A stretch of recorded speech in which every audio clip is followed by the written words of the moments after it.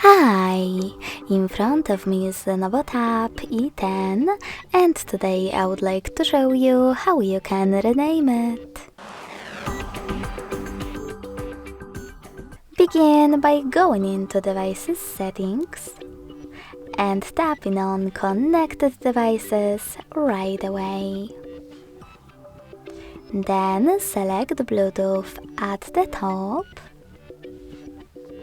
and click on the gray sweater at the top right corner in order to activate it.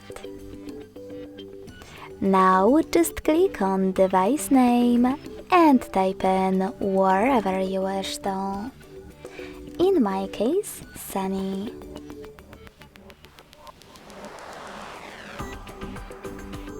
When you finished, click on rename in the pop-up.